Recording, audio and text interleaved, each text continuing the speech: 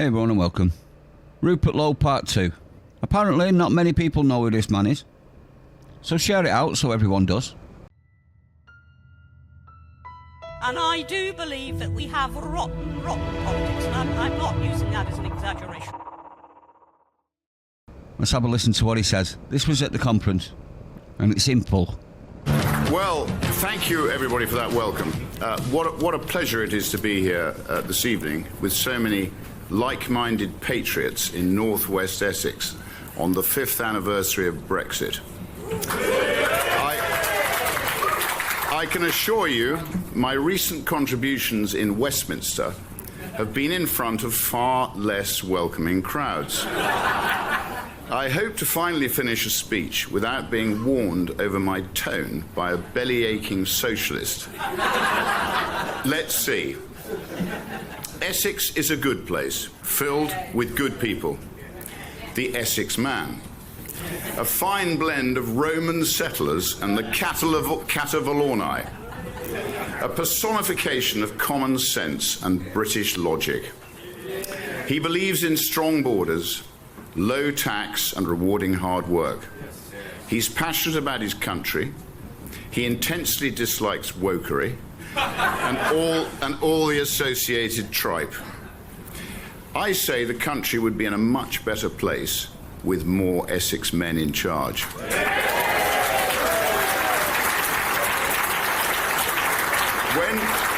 When canvassing in Great Yarmouth, if I see a London Football Club crest in the window, West Ham in particular, I know we're onto a winner. We were dragged over the line in Norfolk by many decent Essex men and women who've migrated east. If that's the level of support for reform in East Anglia from the good people of this county, I can only imagine what it's like in Essex itself. But friends, be in no doubt that our country is in the most precarious position I can remember. And what is the root cause? Uncontrolled mass immigration. Immigration, immigration, immigration. Legal and illegal. If raising legitimate concerns about thousands and thousands of unchecked foreign males illegally entering our country makes me far right, then so be it.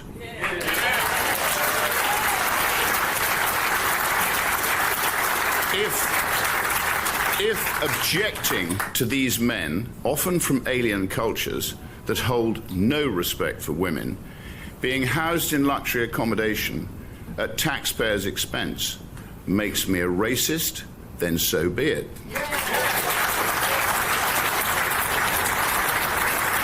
If believing that immigration should be strictly controlled and designed to solely benefit the British people makes me a bigot, then so be it.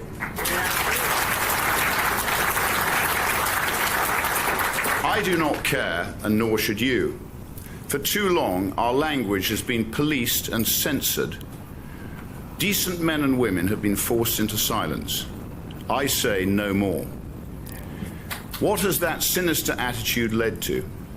The mass rape of young working-class white girls by mainly Pakistani men on an industrial scale. That is a rotting stain on our country's history.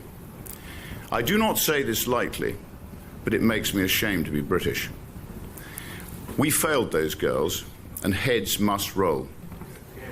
I want deportations, not just for the rapists, but also the family members who are aware of their heinous crimes. If that results in tens of thousands of deportations, then that is what must happen. I want prosecutions for anyone in any position of authority who knew about these savages and did nothing, or even worse, concealed their crimes. Not just their dismissal, criminal prosecutions must follow.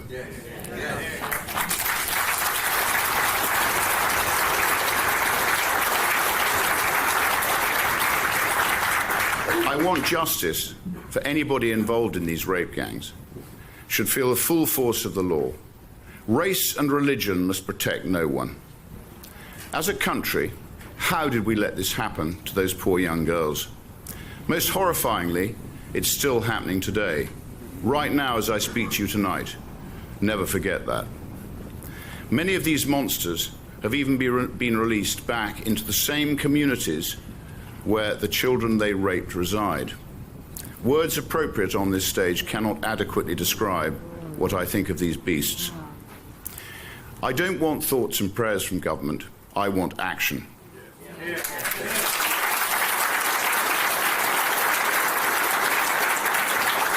Deportations of foreign nationals who have come to our country and committed serious crimes against the British people. Deportations of those arriving in our country illegally. Send a message: if you come here without permission, you will not stay under any circumstance.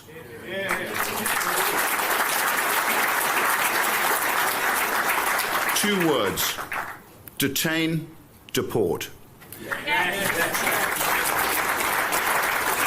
Deportations of those living in our country illegally.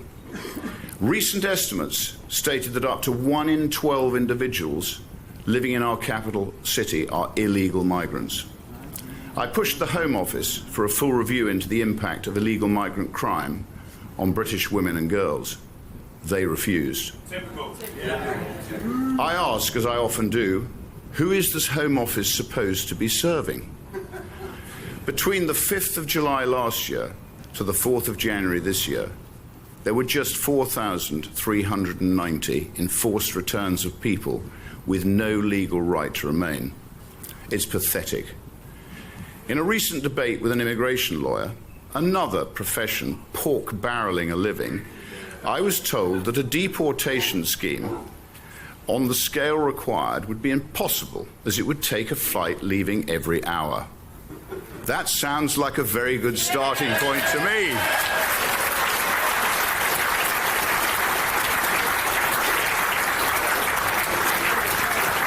The message has to be clear.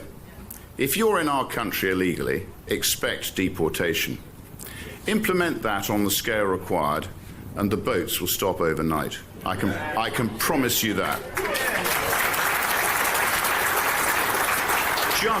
Just look at what we've done to ourselves. There is only one chance to save this country, and that is by electing a reform government in 2029 or before. We have been shown the way by one Donald John Trump.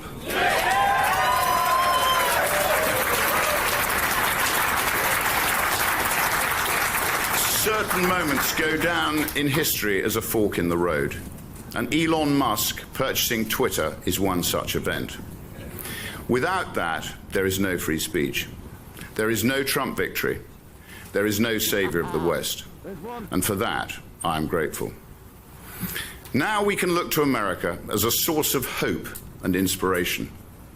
I'm sure, like me, you've watched on with envy as Trump tears up the established order in the most spectacular fashion. Let's go through several of my favorites. Starting with the best, you'll love this one. He shut down all DEI programs within the federal government with immediate effect. Glorious music to my ears. We should call DEI what it is: anti-white racism. We must eradicate the poisonous diversity industry, scrap every DEI-related job, and judge people on merit and merit alone.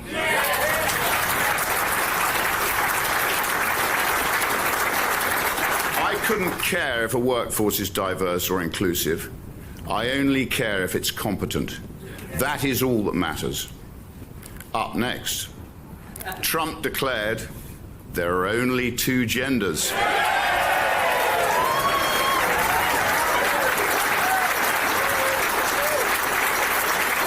Male and female. Cancelling all programs that promote the dangerous and gender ideology. We must follow. I say keep that venom out of schools and away from impressionable young children. Leave our children alone.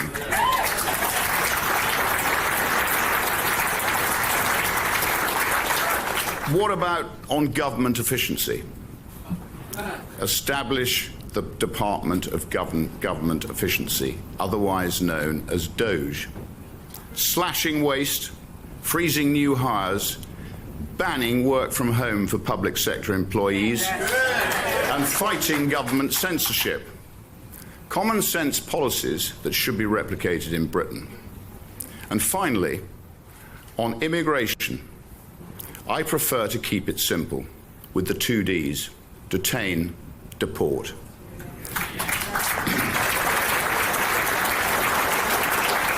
This is how to properly govern. Watching Trump and the Americans, it has made me even more determined than ever to restore our unique country through a great repeal act when Labour falls at the next election, as surely it will. I don't particularly care if we're liked by the rest of the world. I care if we're respected, because right now, Britain is a joke, and it has been for some time.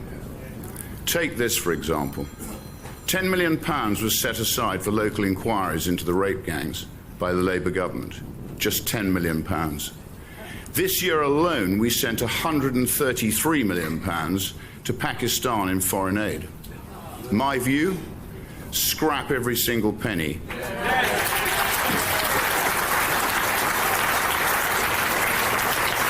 Or at the very least, use it as a weapon to force the Pakistani government to accept their deported rapists and criminals.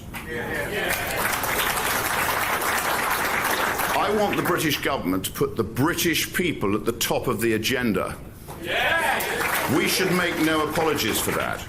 Learn from Trump. Let's be unapologetically patriotic. Slash tax across the board. Enforce the border. Deport those with no right to be here. Accept biological reality. Fight back against wokery. Bulldoze nonsensical foreign aid. Eradicate DEI. Deliver sensible infrastructure. Carpet bomb public sector waste. Brutally crack down on crime. And plenty more.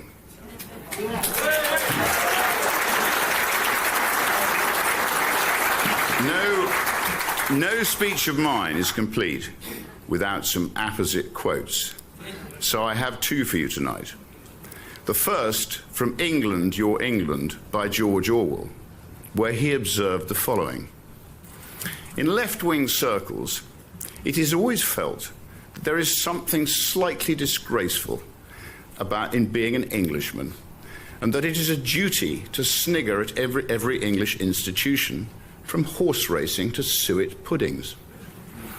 It is a strange fact, but it is unquestionably true that almost any English intellectual would feel more ashamed of standing to attention during God Save the King than of stealing from a poor box. All through the critical years, many left-wingers were chipping away at English morale, trying to spread an outlook that was sometimes squashily pacifist, sometimes violently pro-Russian, but always anti-British. The second by Adam Smith in 1776, when he said, "Little else is requisite to carry a state to the highest degree of opulence from the lowest barbarism, but peace, easy taxes, and a tolerable administration of justice, all the rest being brought about by the natural course of things." I love Britain, I really do. We've got the best people in the world. We need a government that will put us first, protect our interests, and get the hell out of our way.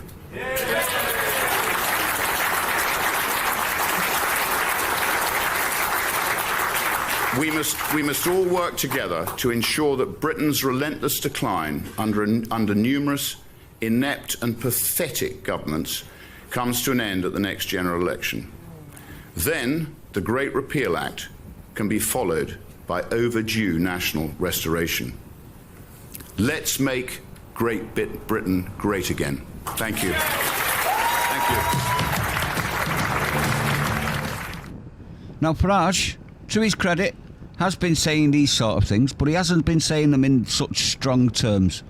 So if Farage wants to continue being the most popular party, I suggest he takes some of this on board and starts saying it himself in strong terms.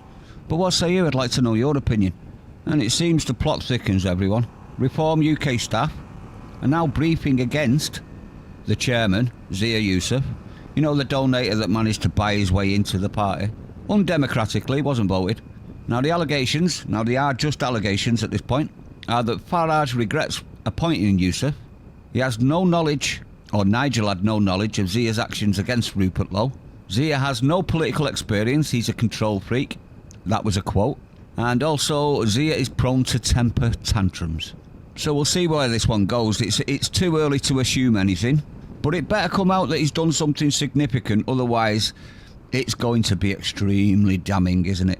I hope they get their act together, I really do. Because this washing your dirty laundry in public is getting absolutely ridiculous. It's supposed to be grown men, and they're all bickering like 3-year-old girls. No offence, ladies, but you understand what I mean. Let me know what you think, though. I'd like to know your opinion. Stay sane. Don't forget to share it out. I'll see you in the next one.